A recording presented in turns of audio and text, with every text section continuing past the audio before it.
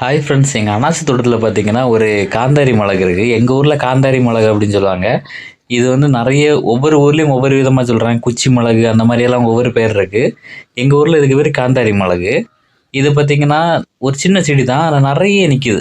அந்த பழுத்த வந்து நிறைய பழம் நிற்கிது, நிறைய மிளகாய் பழுத்துருக்கு. எங்கள் கன்னியாகுமரி மாவட்டத்தில் இது வந்து சும்மா எல்லா தோட்டங்களும் சும்மா கிடக்கும், யாருக்குமே தேவையில்லாமல் இருக்கும். ஆனால் இன்னொரு பக்கம் பார்த்தீங்கன்னா எங்கள் அதே கன்னியாகுமரி மாவட்டத்திலேயே இது ரொம்ப டிமாண்டாக போயிட்டுருக்கு. 10 ரூபாய்க்கு பார்த்தீங்கன்னா ஒரு 15 மிளகா தருவாங்க. அந்த மாதிரி வாங்கி யூஸ் பண்ணுறவங்களும் இருக்காங்க. ஆனால் வந்து பார்த்தீங்கன்னா நிறைய இடத்துலையே சும்மா தான் இருக்கும். எங்கள் தோட்டத்துக்கு பார்த்தீங்கன்னா நிறைய செடி நிற்கும். நாங்கள் அதெல்லாம் பிடுங்கி போட்டுருவோம். ஏதாவது ஒரு சில செடிகள் நமக்கு எந்த இடைஞ்சலும் இல்லாமல் நிற்கிற மாதிரி இருந்துச்சுன்னா அதை விட்டுருவோம். மற்றபடி உள்ள செடிகளை நம்மளும் பிடுங்கி போட்டுருவோம். வேறு தோட்டங்களில் பார்த்தீங்கன்னா ரப்பர் தோட்டத்துக்கு உள்ளாடியெல்லாம் சும்மா நிற்கும், ஆனால் பறிக்கிறதுக்கு ஆள் இல்லை.